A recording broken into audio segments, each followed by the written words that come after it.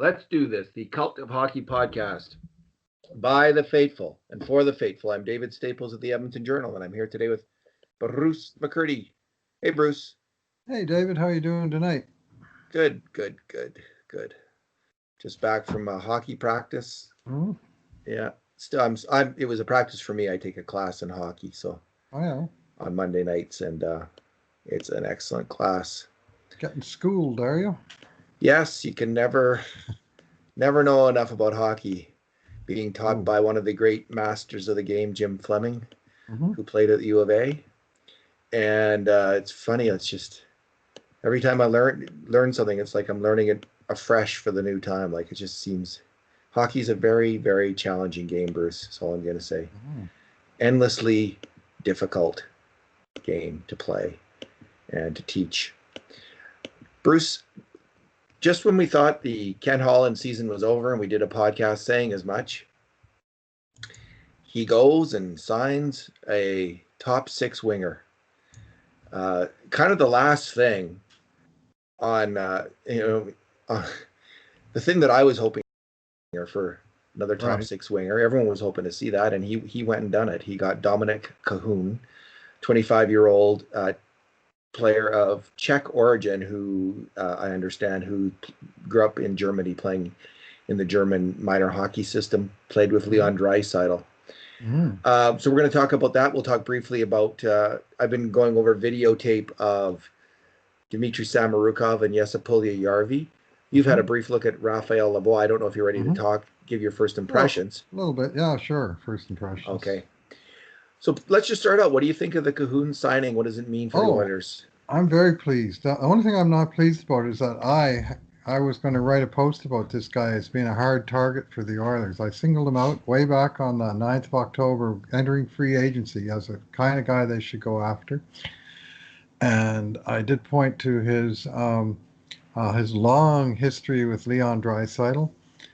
They're both 1995 babies, and they both came up through the same program. Imagine two future NHLers, one of them a Hart Trophy winner, playing under 16 hockey on the same team in Germany. Not exactly your most hockey powerful country, right? It'd be like having two future NHLers playing in the Morinville League or something, right? I mean, it'd just be anyway, they dominated to just a ridiculous extent. I had a lot of fun just looking up their stats. Kahun as a 15-year-old, 30 games played, 69 goals, 206 points. And his line mate Leon Draisaitl, 29 games, 97 goals, 192 points. So Leon was the sniper and Kahun was the playmaker. And you know what? That sort of permeates through their extensive record playing together. This is the thing that fascinates me here, is that these guys have been playing together since 2009, and there's only been 2 years since then that they haven't played at some point during the season, some tournament, that they haven't wound up on the same team. And I think from memory and just by the tendency of the stats, I think usually line mates. I mean, if you were a coach and you had guys that played together for a lot of years and you were putting together a national team, you'd stick those guys together. It'd be automatic. So they know each other pretty well. And that's sort of one foundational piece of why I thought he might be a good fit for the Oilers, because of this relationship. I mean, Leon himself put in a plug for Kahun in 2018 when he decided, after a fine showing in the Olympic Games, in Winter Olympics where Germany won the silver medal, that Leon put in a plug for him for the Oilers to sign him, and he wound up signing with Chicago instead. And he's bumped around the NHL a little bit, but he's done well. He's outscored on 3 different teams, 2 which weren't particularly good teams either, Chicago and Buffalo. And in between times, he had a good stint in Pittsburgh, which of course is a strong team. But he's put up some pretty sort of promising numbers. I'd say they're even more than that. I'd say they're even more than that, Bruce. Like, honestly, Bruce, he can score. I cannot figure out, with all of the people involved in analytics and You know, let's face it, one of the best analytics is still points per game, points per 60 at even strength. This guy, he in the last 2 years, he averaged 2.2 points per 60. Ryan Nugent Hopkins in the same time period, Ryan Nugent Hopkins, who's rumored to be signing like a $6.5 million per year contract, 5 years, heading into his 30s, he scored 2.1. I mean, and Taylor Hall in his last 2 years, 2.3. And this guy's at 2.2. Jordan Eberle, 1.66, Bruce. 1.66 points per game, even strength the last 2 years. Points per 60. Points per 60. And so this great offensive indicator over a fairly long time span, and this guy's killing it. So I was curious to see, to go over some videotape, what I've been doing the last day here. I've been looking at his games. I've watched 3 of them so far. Oh, yeah. Watched the shifts in 3 games. And see? like, who the heck is this? Like, you know, who's outscoring Jordan Eberle. And I'll tell you what, he reminded me a lot of Jordan Eberle. He's really good with the puck. He is great stick handling the puck. He's really good passing the puck. In fairly tough positions, he will find a way to get off a good pass. So the stick handling the puck and passing the puck, I think, are his real strengths as a hockey player, just like they are with Eberle, right? That's when you imagine Jordan Eberle, that's the kind of player that you know, those are the skills. So I'm not surprised. Honestly, Bruce, at the contract that Eberle's on compared to Kahun, there's a no-brainer who I would pick for next year on my team. And even if they were earning the same amount of money, I might pick Dominik Kahun. I think I would. He's younger, and he's outscored him 2 years running. In terms of the other aspects of his game and his defensive play, that kind of thing, I can't really say yet. He does seem to be able to, when he goes into battles, to win his fair share of them because he's got quick hands, really good hands, and he wins the puck and stick handles it out of it and makes a quick play. I could see him. You know how much I love that dynamite line of Nugent Hopkins, Draisaitl, and Yamamoto. I'm in love with that hockey line. It's a well-known fact among people who listen to this podcast. Yes. It doesn't upset me, though, the idea of Kahun playing with Draisaitl and let's say Yamamoto. It's kind of an interesting idea, but I really think Kahun might work with McDavid. Okay. Because he doesn't need the puck. He doesn't need the puck on his stick to be successful, but he's a really good passer of the puck. Really smart hockey player. And I think he could combine well with Connor McDavid on the attack. He's just the right kind of guy. Now, I don't know who the other guy would be, but I think McDavid might be Cassian. They could be Puljujarvi down the road. I'm not sure about that, but I think Kahun can play with. I'm going to say Kahun can play with any offensive players, because he's just one of those guys like Draisaitl or Yamamoto or Nuge who read the game really well, moves the puck really well, and I think I like him a little bit better than RNH with McDavid, because I think Nugent Hopkins thrives best when he's actually carrying the puck a little bit more, when he's using his speed and wheeling around the offensive zone a little bit, and he does that, I think, on the dynamite line with Draisaitl and Yamamoto. You see that aspect of Nugent Hopkins' game. With McDavid, there's a bit more where you're subverting yourself, that kind of skating with the puck to get him the puck, to skate with the puck. So Kahun is a little bit less of a wheeler with the puck. He's more of a dealer. Get the puck, move the puck. Get the puck, move the puck. Move to open space. He does carry it now and then, but I just think he might be a really good bet with McDavid. I think he's shown chemistry in the past with Draisaitl, so that could really work as well. But Bruce, an amazing. I'm going to just an amazing signing by Ken Holland, but I don't want to give. I want to give Ken Holland credit, but let's face it. When we look at the sum total of all these signings, Turris coming to Edmonton on a pretty good deal. Tyson Barrie coming to Edmonton on a great deal. Kahun coming to Edmonton on a great deal. Tyler Ennis coming to Edmonton on I think, for his level of point scoring, a pretty damn good deal too. This isn't all happening because Ken Holland's a nice guy and has a winning smile and a firm handshake.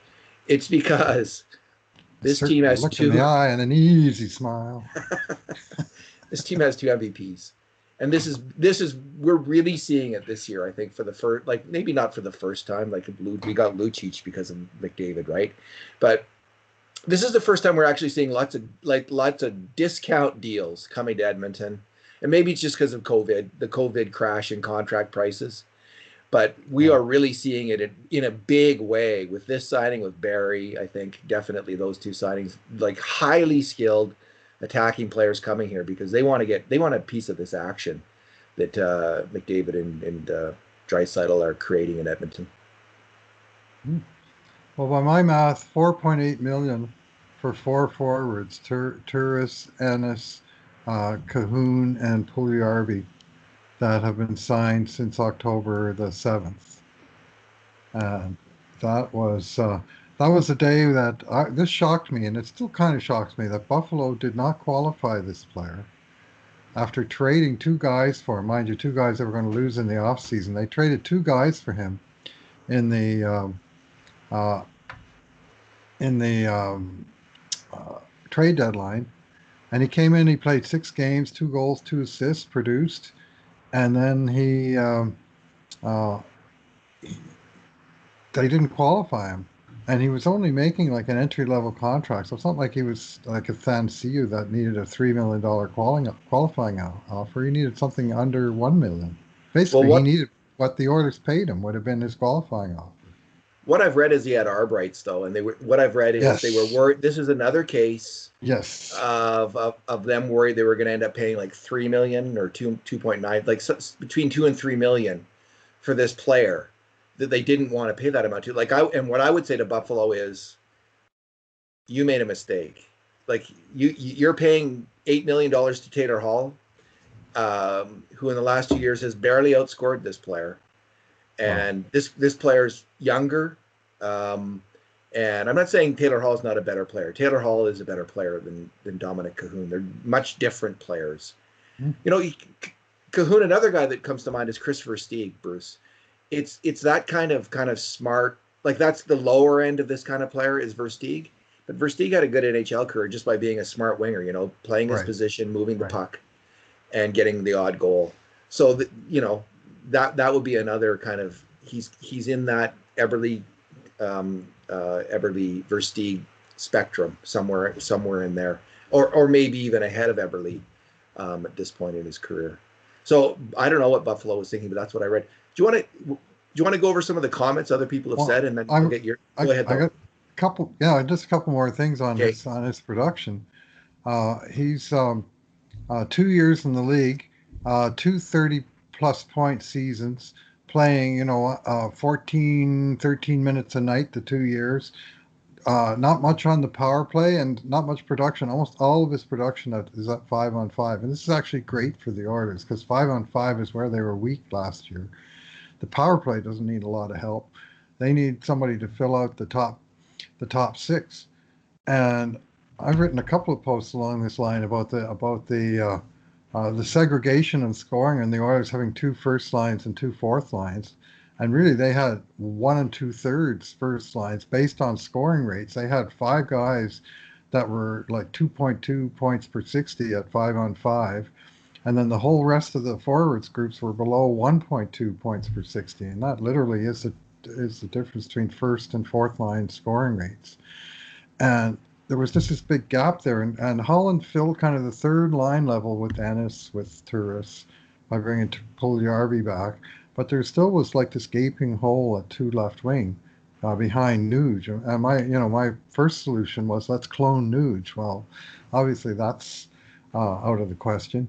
But now all of a sudden you've got another guy that plugs in there who last year scored 2.43 points per 60. You gave a 2-year rate. Well, last year he scored an even higher rate playing with Pittsburgh and then with Buffalo. But, it wasn't like he was playing with Sidney Crosby, 11 minutes with Crosby. He wasn't playing with Jack Eichel, 3 minutes with Eichel. He played a little bit with Malkin, I guess, but he largely played with Jared McCann in Pittsburgh and with Marcus Johansson in Buffalo. Those are pretty good players, David, but you wouldn't call them first-line NHL players. And yet he scored big in fairly limited size. Certainly with Johansson, just 1 hour and 6 games in Buffalo, but 4 points.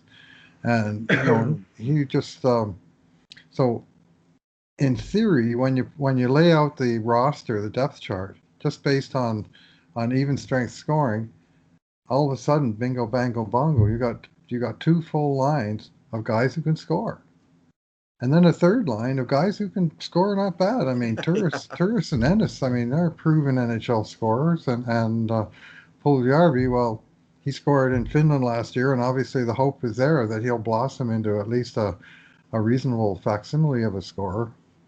So all of a sudden, the Oilers have two first lines, a third line, and a fourth line, and boy, oh boy, is that a lot better equation on the offensive side of things. And some good depth at forward too. Like they got a fifth line. They got a fifth line too. Yeah.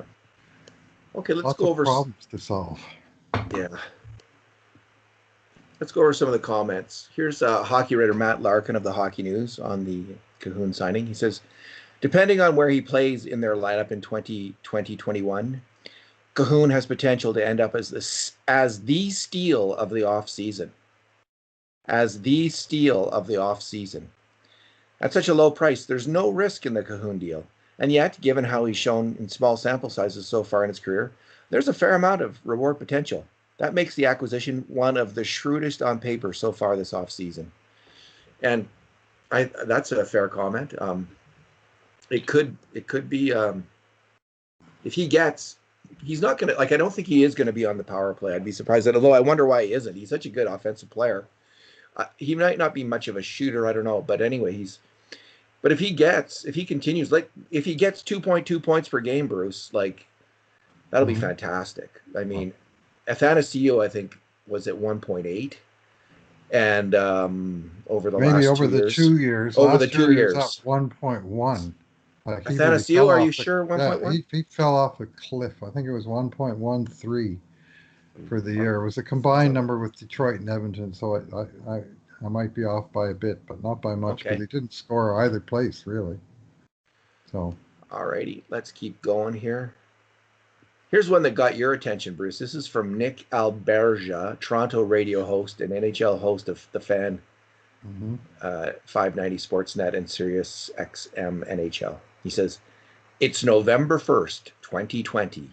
We're smack dab in the middle of a pandemic, and Oilers fans are rejoicing over a reported signing of Dominik Kahun. Kahun, McDavid, Puljujarvi. It's over. Stanley Cup. So I think he was kind of dripping with sarcasm, if I'm not mistaken. You think? Toronto radio guy dripping with sarcasm? Hey, honestly, Bruce, I'm such a fan of the signing. I kind of took it at face value when I first read it. Well, I'll say, what's his name again? Nick Alberja. Nick. Okay. Well, maybe Nick. Nick. Edmonton fans are celebrating. Maybe Edmonton fans still remember how to celebrate, because it's only been 30 years since the Oilers last won the Cup. I think Toronto fans, there are not many of them. See, he's certainly, judging from his profile pic, he doesn't remember 67. So he doesn't remember 90 either, come to that. But anyway, the pandemic is, obviously, are we supposed to spend our whole lives being depressed? Or are we allowed to enjoy little things around the edges of life? I'm still following my hockey team. I'm still hoping that they're doing things to improve the team. And I think yesterday they took a big step to improve the team. So sure, I'm celebrating. Come on, you're telling me that Nick Alberja wouldn't have been excited if Kahun had signed in Toronto? If you on that contract, because you should be, because you've just easily replaced who have they lost? Andreas Johansson and Kapanen. I think if I'm not mistaken, he might have outscored both of those guys at even strength last year. I think Johansson was pretty good, but he was right next to, he was 36th in the league of the 371 forwards who played 400 minutes, which is basically 12 forwards per 31 teams. Yeah. And he was 36th, so he was in the top 10% of scoring per 60. And obviously we're focusing on this stat, not total points. He didn't get the minutes some of the other guys did. And he was right there. The guys right next to him were Sean Couturier and Sebastian Aho. These are real good players. We're not talking about, A couple of surprises on that same list around the same place, but guys that produced in their roles, and he's one of those guys. Here's Edmonton Journal hockey writer Jim Matheson at Jim Matheson on NHL, which is his new account. Right. After he got hacked there. All right. The modern world. It's just it's a lovely and loving place, Bruce, this world we live in. All right. With left wing Kahun, here's Jim. With left wing Kahun signing with the Oilers, they have 16 signed NHL caliber forwards and prospect left wing Tyler Benson also in the mix. Mm-hmm. And I can imagine Tyler Benson in Australia reading this news and being some ticked. Anyway, something's got to give before the season starts. A trade, burying a contract in Bakersfield, moving it forward somewhere. So yeah, like the two names mentioned quite a bit are Alex Chason and Jujhar Khaira. And like honestly, Bruce, I'll be surprised if the Oilers can move either of those contracts in the modern and current NHL. Like, who's going to take on those contracts? Because they're both a little bit overpaid, I would say, especially in this COVID era contract situation. We'll have to come up with a clever moniker for that. But it's who's going to take on Chason at more than $2 million a year, or Khaira at, what is it, 1.2 or 1.6, or what is he at? 1.2 for Khaira, 2.15 for Chason, both with a year to go. So not exactly crippling contracts, but not necessarily that appealing to other teams. Both those guys, unlike Kahun, both those guys have most of their value that they contributed last year was on special teams. Khaira on the PK and Chason on the PP. And otherwise, they're bottom six players. And I'm a fan personally of Chason. I think Me too. I think he is a better player than he generally gets credited for. Lots of people look at that contract and just want to get rid of the guy, but he brings a lot to the table to me. So, but someone's going to get squeezed out. Someone's going to get squeezed out.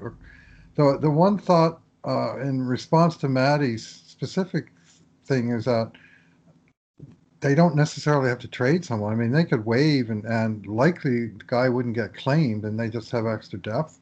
Or one very real possibility to me in 2021 is that the AHL is, it's no sure thing that it's going to go. And it's very possible that the NHL teams will carry expanded rosters with like 25, 26 players on it. And they'll have to do something to allow, teams to keep a taxi squad or something that doesn't count against the salary cap somehow. But I think it's not impossible that you're going to see the kind of expanded roster that we saw in the play-in bubble. Maybe not quite as big, but like I say, 25 or 26 as opposed to 23. And all of a sudden, your 15 or 16 forwards will almost fit on that roster. Here's Oilers fan Ahmed Mehta. And he's kind of backing up a point that you made earlier. He says, fun fact, Ken Holland signed Kahun, Turris, Ennis, Jesse Puljujarvi, and Barry, all to just over $8 million. Right. Wow. That's the new NHL economics, Bruce. Mm-hmm. That's what that is. I like to compare it to other teams that did mass signings. And I mean, from my perspective, Holland did really well. Yeah. But my perspective is I'm comparing to previous summers by the Oilers more than I'm sort of parsing groups of signings by other teams. Like other teams sign players and I'll say, oh, that's a pretty good deal for that guy. But I don't sort of go down the list and say, look at that. They got 5 guys for $4.5 million that are all pretty good. Well, that's basically what Holland did was he got guys. Kahun, he's the only guy, or him and Puljujarvi are the only guys that got raises. Well, I guess Ennis did too, but very small raises for guys that, coming off of pretty good seasons. And all the other guys took big haircuts. Ennis was, he was a $6 million player last year. He got bought out. And now, he's getting paid more not to play by Nashville than he's getting paid to play for the Oilers. And they got Barry went from a $5.5 million contract, 4-year contract, where he averaged 48 points per season on that contract, and he took a haircut all the way down to 3.75. So there, the money was a little scarcer, and some of this, I guess, more practical agents were saying, we got to find a place that's going to give us a game. and we might have to take a bath for a year, and mostly these are 1-year deals, and I think Holland is taking advantage of the market situation. He's also, in a sense, taking advantage of the fact that he does not have cap space, so he can negotiate with those agents in no uncertain terms. Say, here's my list of signed players, and this is how much cap space I got left at the bottom. But you want this much of it, you can have it, but that's as far as I can go. And I think that's what happened with Barry. He just laid a $3.75 million offer on the table, and he took it. And he tried the same with Markstrom, and he didn't take it. Well, in the end, the Markstrom money wound up going to 3 or 4 skaters instead of one goalie, and you can judge at the end of the day whether that was a better use of resources. But I'm pretty happy with many of the skaters they had. Here's Buffalo hockey writer Mike Harrington. My info was Kahun was looking for 1.5 to 2 million range from Sabres. Overshot what they were willing to do, and they weren't taking chance on arbitration. He ended up having to take far less from Edmonton. Still doesn't explain Jurgensen's contract, but nothing will really. Yes, Sabres found a way to keep Kahun. Yes, there was zero reason to give to sign Jurgensen's for 3 years, or maybe even at all. But we saw Kahun for 6 games. He scored 13 and 12 goals in his first 2 NHL seasons. Let's not get crazy here. They got Hall and Stahl. So he's saying, we got these 2 good guys, and let's not, so he's trying to put a positive spin on it. Let's move on to here's Sean Patrick Ryan, the Oil Knight, and he who blogs at writes at the Cult of Hockey.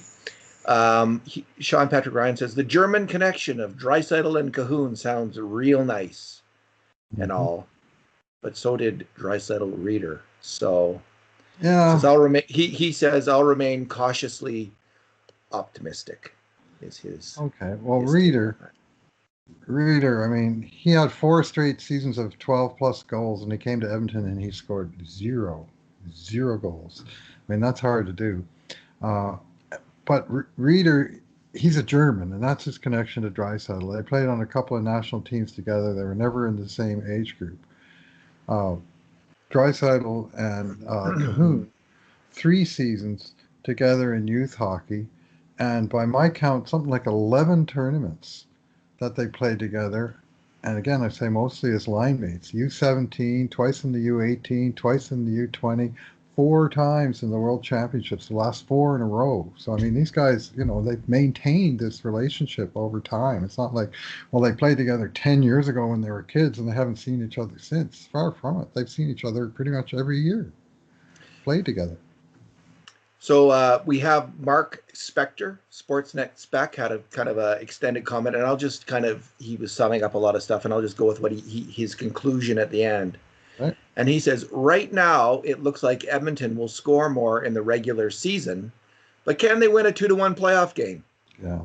Or does Edmonton more resemble Toronto, a good regular season team that can't handle playoff hockey? Bruce, I think it's a fair comment. The Oilers' goaltending didn't improve. Yep. They didn't, it's questionable whether they'd improve the defense. If you want to make the argument, you can make the argument with Clefbaum out and losing Matt Benning that they're not going to be better on defense this year. They've only added one guy, Barry. I'm more bullish overall than Mark he's asking those questions. Yep. And they're fair questions. What I would say is I think Caleb Jones is going to be as good as an injured Oscar Clefbaum. And Caleb Jones will give us what an injured Oscar Clefbaum is, especially an injured Oscar Clefbaum in the playoffs, who was frankly really weak. And Caleb Jones, it will be at least that good as an injured Oscar Clefbaum. And that Tyson Barrie replacing Matt Benning is just exactly what the Oilers needed, exactly what this team, who couldn't move the puck against Chicago, who struggled with defensemen, who were slow and could not move the puck, too many of those guys. I just see them. Jones is at least as good a puck mover as an injured Oscar Clefbaum. Tyson Barrie is dramatically better than Matt Benning. In terms of them being like the Leafs, I will introduce you to Darnell Nurse, Zach Cassian, Leon Draisaitl, James Neal, Alex Chason, Adam Larson. The Oilers have a number of really big, tough, aggressive hockey players who are going to be super hard to slow down in any kind of playoff series. And not all of them had played their A game this year in the playoffs, but not close to it. But it was a weird year. No fans. Maybe this team had to go through a really tough learning experience. So I don't see the Oilers being like, I don't know enough about the Leafs to really criticize that team, but I see this team as a pretty tough team when it comes to the playoffs, with some really big guys, including Connor McDavid, who isn't a small player. So no, I'm not that worried about Edmonton being able to win that 2-1 game. And I was, they lost some 5-4 games, and I it's a weird series against Chicago, let's face it. But I think this team is dramatically better than the team that Holland certainly started out with last year, and also I think it's much better than the team he finished with. Well, it's better offensively, and I think basically that's the common thread to all the guys that have been added, from Barry to all his forwards, is that they're all offensive players, pretty good offensive players, and I think all guys that you think first of them being offensive players as opposed to being checkers. The downside is not even so much 5-on-5. I think the third line can at least hold their own out there. They're not going to get outscored by 20 goals the way the Sheahan line was last year, so that's going to be an improvement. But I'm concerned about the penalty kill. Yeah. And I'm concerned about the loss, of Clefbaum. Barry doesn't kill penalties. I'm concerned about the loss of Sheahan. They haven't found a Sheahan to fill his role. And it's very likely that Puljujarvi, whether he gets moved from the team altogether, he's going to spend some nights in the press box likely. And now all of a sudden they're down 2 of their top 4 penalty killers, as well as one of their key defensemen. And last year their penalty kill kicked butt, and part of the reason was that both goalies were terrific on the PK, but the penalty kill I think is set up for maybe a crash, and it's a little bit of a concern. They're gonna have to figure out who among guys like Gaetan Haas and Kyle Turris, for that matter, who among those guys can they rely on to put in a regular turn on the penalty kill and hopefully not load up Draisaitl with another 2 or 3 minutes a game on top of the 23 that he's putting in already. You know who's killing penalties in Finland is Jesse Puljujarvi, and doing a damn good job of it, honestly. So let's shift over to watching. We've been watching some of these players overseas. Sure. Bruce,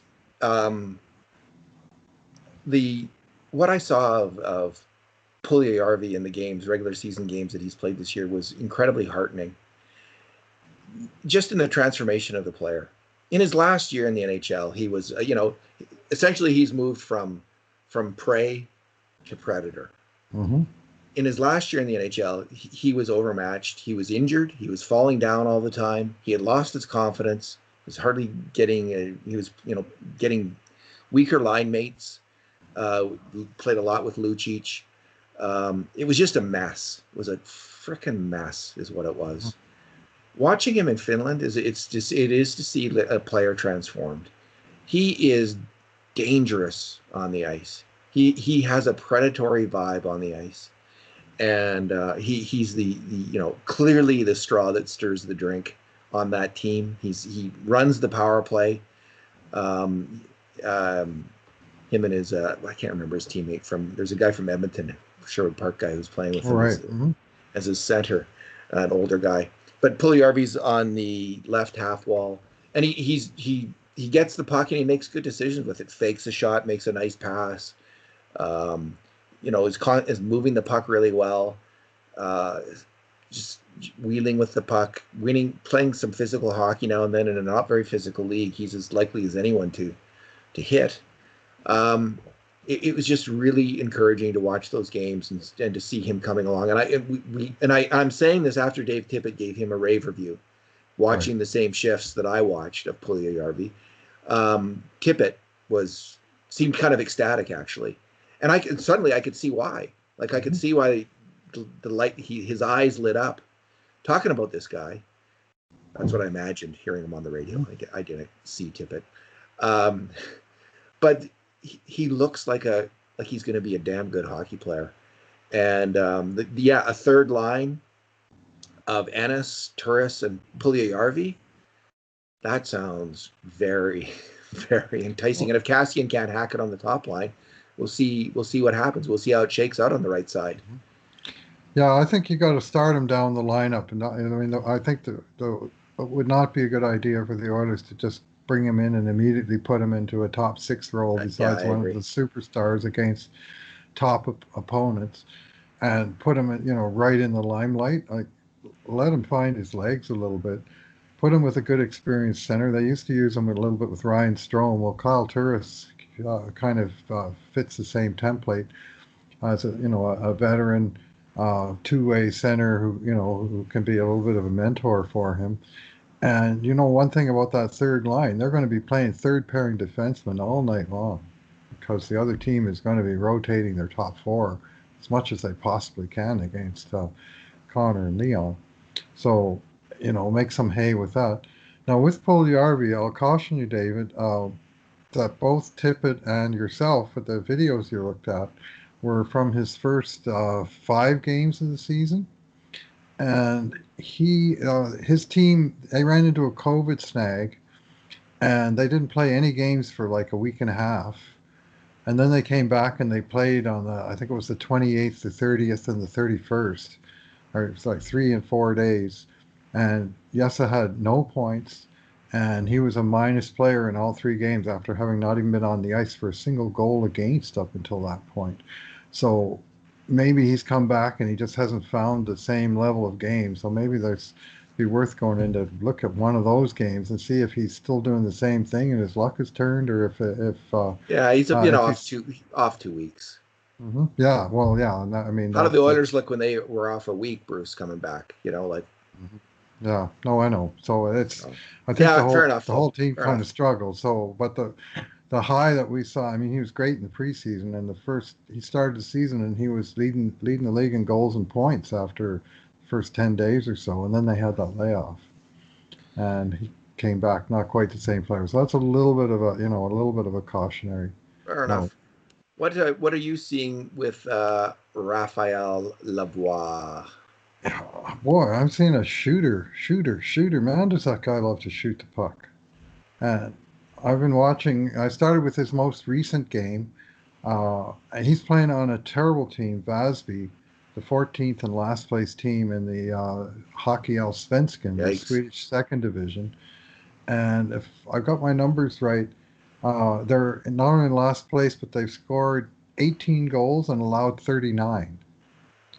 So they've given up more than twice as many goals as they scored. It's a poor team. But in a way that lets him out of jail and just go out there and play.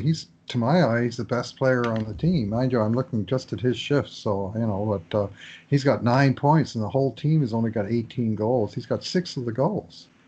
So the game I watched, the first one, was their most recent game, and they broke a lengthy regulation losing streak by at least getting the game to overtime and losing it there.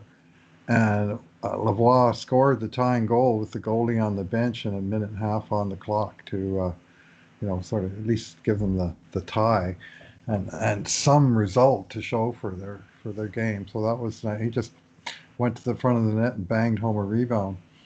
He seems to be playing a lot of left wing, right shot on the left side, and they're opening him up for the one timer. And every chance he gets, he's firing that thing on the net. He's got just a ridiculous number of shots. I mean, his last 4 games, he has 4 goals, and I think 38 shot attempts. I don't have the stats on screen here, but he's averaging like 5 or 6 shots on net per game, and his shot attempts is like 8 or 9 or 10 in some games, and he's just firing at will.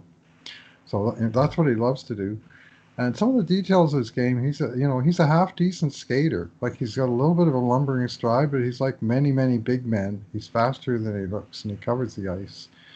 And he play reasonable attention to detail on the defensive side of the puck. And he's not sort of one of the ones making ghastly defensive errors that are resulting in goals. He himself is -4 on the season, which on a -21 team, it's not so terrible. There's lots of mistakes behind him, I'll tell you that. The other player I've been watching is Dmitri Samarukov, and I think I watched 4 or 5 of his games for CSKA in Moscow. And I don't know, are they still the Red Army team, or did they just go by their initials, or how? What? I don't. CSKA is what I know him as Yeah, now. They used to Central be Moscow Sporting Red Club. Army. Yeah, Yeah. that sounds right. Okay. Anyway, They used to be Central Red Army, and they were the powerhouse of the world and international club teams. they were a fabled team. Well, they could really build through the draft, eh?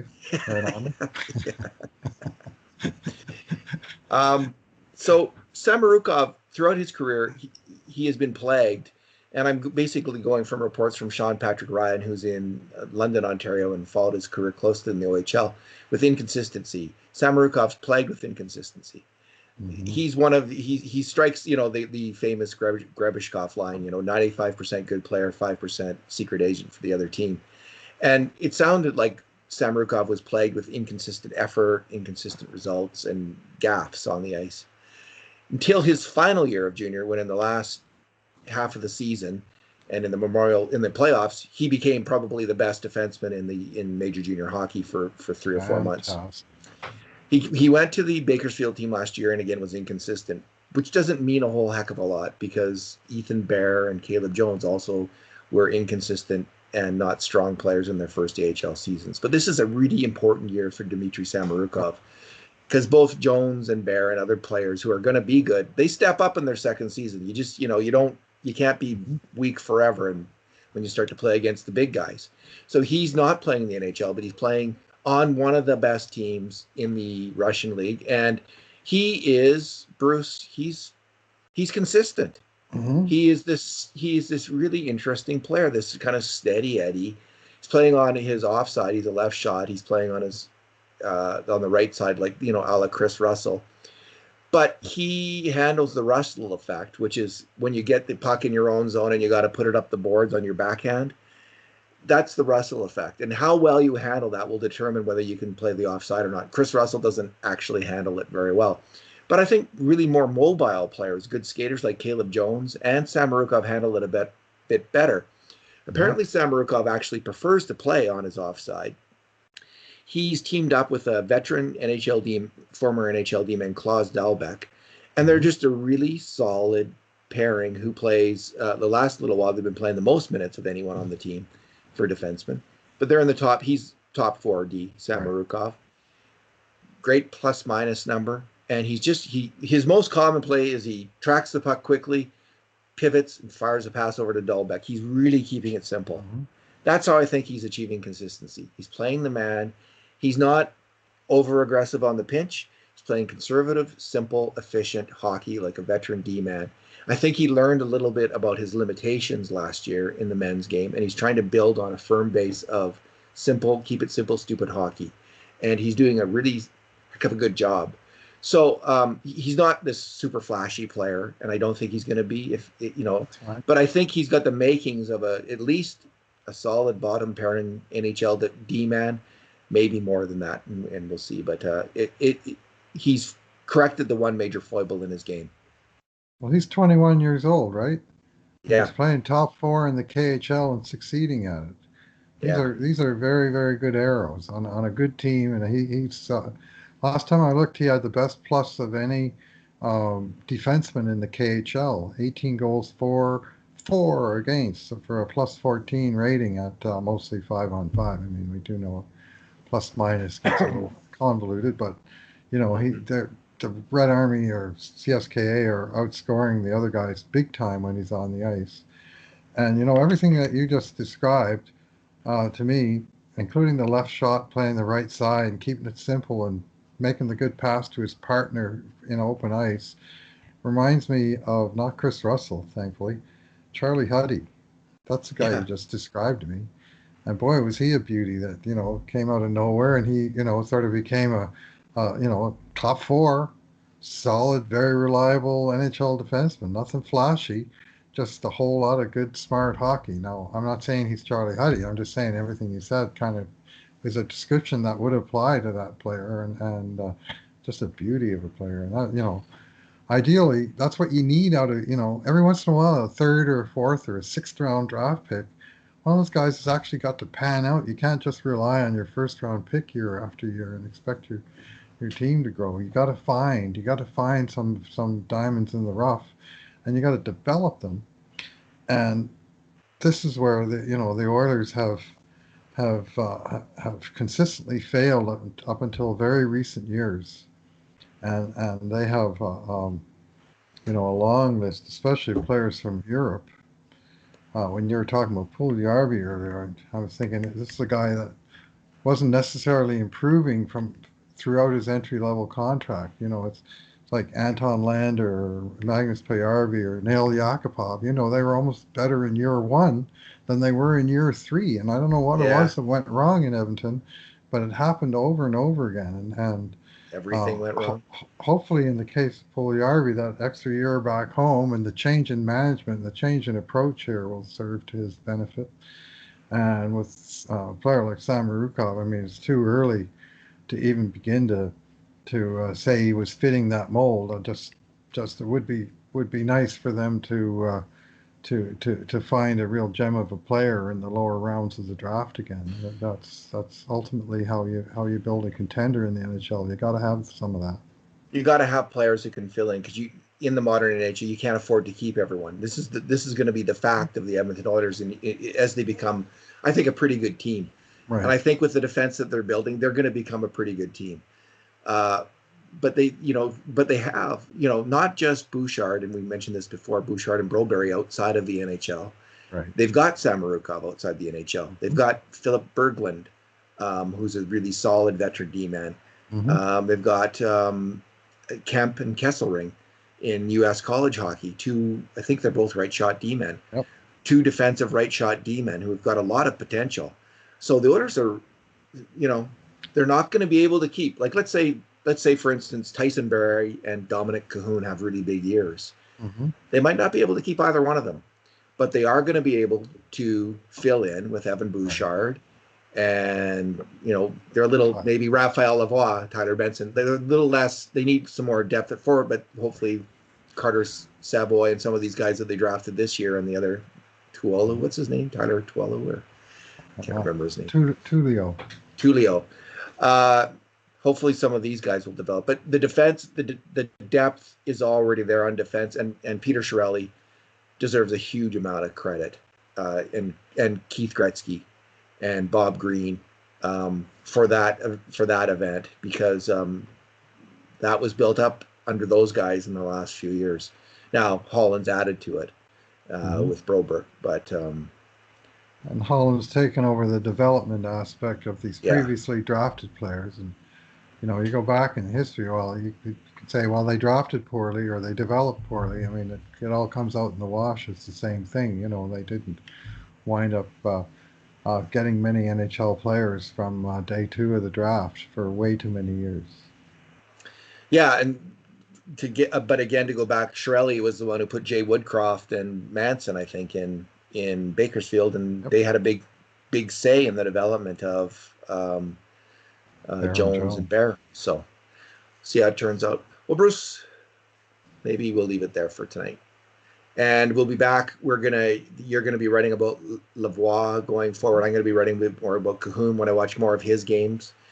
I'm also gonna be digging into the games of Dylan Holloway that he played last year in college hockey.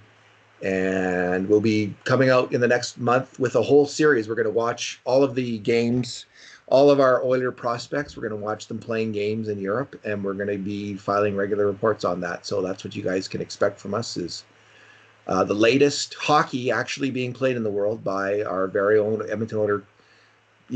What is it, 14 of the top 15 prospects almost, or something like that? Yeah, they're almost all over there. It's going to be a lot of fun. I'm looking forward to it. I'm looking forward to watching these games and reporting back to Oiler fans about what we're seeing. Yeah, let's just hope they keep playing games over there. You see the COVID numbers spiking in Europe, and you kind of wonder how long it's going to last. But for now, the Oilers have more players in Europe than any other NHL team, and it's not even particularly close. The last time I saw a published list, Edmonton had 16 guys playing in Europe, and the next best team in the league had 11. So I Wow. mean that's a big gap. And now of course Canada's players are they're not admitted into Europe quite so quickly. Like Canada's been shut out on international borders a little bit more. So the guys who are already there, they more or less got her beat. So that's an advantage that Edmonton's going to maintain as long as they're still playing games. It's fantastic, isn't it? Like it's really a huge. It's quite a huge advantage. Mm-hmm. Not so much for the Oilers because not many of these guys are actually going to be on the Oilers this coming season, Right. but some of them will. Puljujarvi will, and Haas will, and Awesome. Nygaard, maybe. We'll see. I mean, Nygaard. Nygaard's another guy who just got backed up with the Kahun signing. And what we do know, and I'll end with this, is that there's going to be great competition at all three forward positions on the Oilers for ice time. Because they're basically five deep in qualified players at each position. And freaking tastic. Mm. Bruce, thanks for talking tonight. Yeah, thanks for listening, everyone. And in the meantime and in between times, this has been another edition of the Cult of Hockey podcast.